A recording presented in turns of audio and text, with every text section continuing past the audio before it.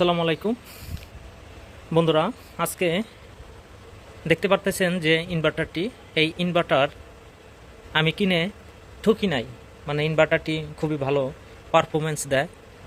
তো এইটা এখন আমি খুলে দেখাবো, এবং যাদের এই ধরনের জংফা ইনভার্টার আছে বা কিনেছেন অলরেডি, কারণ এটা হচ্ছে নিউ ভার্সন, 1000 ওয়াট আর চার্জিং সিস্টেম রয়েছে, এসি কট, এটা বিদ্যুতের সাথে লাগানো আছে। বর্তমান বিদ্যুৎ নাই।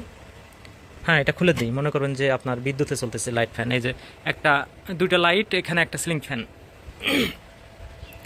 এখানে ওয়াটটা দেখায় আর কি 186 ওয়াট ব্যবহৃত হচ্ছে। ক্যামেরাতে আসলে এই ধরনের ডিসপ্লে দেখা যায় না, মানে এরকম ফালফারে। এখন বিষয়টা কি দেখাবো, এটা খুলবো, এটার ভিতরে কি আছে সেটা দেখতে পারবেন। এবং কি যাদের এই ধরনের ইনভার্টার, 4-in-1 ইনভার্টার, আপনার এই যে ডিসি থেকে যে এসিটা আউটপুট পাচ্ছেন ইনভার্টার, সেটার ভোল্টেজ যদি কম থাকে সেটা কীভাবে বাড়াবেন সেটাই দেখাবো।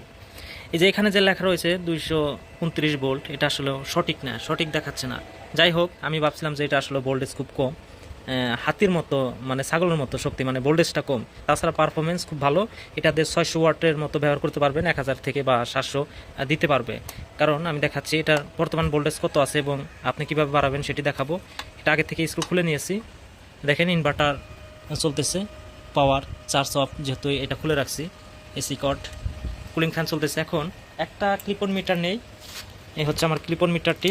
এটা এসি ভোল্টে দিই, এসি ভোল্টে দিলাম, এই পাশে রাখলাম। আমি ক্যামেরাটা একটু স্ট্যান্ড করি, তাছাড়া এখানে দেখা সম্ভব না, বা যে আমি স্ট্যান্ড করে নিয়ে নিছি। এখন আমি এটার আউটপুট ভোল্টেজ চেক দিব, যেহেতু বিদ্যুতের প্লাগ খোলা রয়েছে। এই যে আউটপুটে যদি দেখায়, দেখেন আমাদের একটা সিলিং ফ্যান আর দুটা এলইডি লাইট জ্বলতেছে। হ্যাঁ, 100 ওয়াট প্লাস ব্যবহৃত হচ্ছে।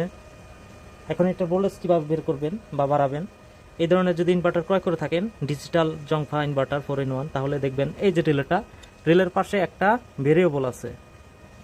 এই ভেরিয়েবলটা আপনারা মিটার লাগিয়ে, এই যে আমি মিটারটা ভালো করে ধরি, মিটার লাগিয়ে, আসলে ওই ক্লিপ সিস্টেম হলে এই জিনিসটা লাগানো যায় ভালোভাবে।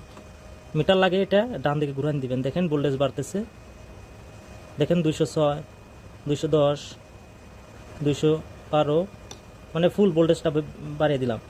কারণ আমার লোড রয়েছে, ওই পাশে আবার আর একটা ফ্যান অন করা হয়েছে, ভোল্টেজটা বাড়িয়ে দিচ্ছি। দেখেন ইন টোটালি আমার ওয়াটটা ব্যবহৃত হচ্ছে, আমি প্রথমে ভুল বলেছিলাম, ওয়াটটা ব্যবহৃত হচ্ছে আমাদের 215 ভোল্ট, 218 ওয়াট ব্যবহৃত হচ্ছে। এই যে 18, 17, 16 এরকম দেখাচ্ছে আর কি, আপ ডাউন করে। আর এখানে ভোল্টেজটা রয়েছে 229। এটা আসলে সঠিকভাবে দেখে না, কিন্তু মিটার দিয়ে আপনারা বাড়িয়ে দেখতে পারবেন। দেখেন আমাদের 212 ভোল্ট এনাফ। আমরা যদি লোড কমিয়ে দিই, যেহেতু মডিফাই সাইন ওয়েভ, এটার ভোল্টেজ কিন্তু ওঠানামা করবে। লোড কমিয়ে দিলে পরে দেখেন আমি একটা ফ্যান বন্ধ করে দিয়ে দিলাম, 220 চলে আসছে, 21 চলে আসছে। আমার রুমের যদি লাইটটা বন্ধ করে দিয়ে দিই, দেখেন 225 চলে গেছে। ওই রুমে আর একটা ফ্যান চলতেছে, ওইটাও বন্ধ করে দিলে আপনার 230 চলে যাবে। মানে ইনভার্টারটা মোটামুটি অনেক ভালো অন্যান্য ইনভার্টারের থেকে, আপনারা চাইলে ক্রয় করতে পারেন। তো এই হচ্ছে আজকের ভিডিওটি। আর এটার ভিতরে দেখেন, এটা হচ্ছে চার্জিং চপার, আর এটা হচ্ছে ইনভার্টার চপার। 6টা মসফেট এই পাশে 6টা মসফেট, মোট 12টি। এই হচ্ছে তার বিল্ড কোয়ালিটি, একটা কুলিং ফ্যান।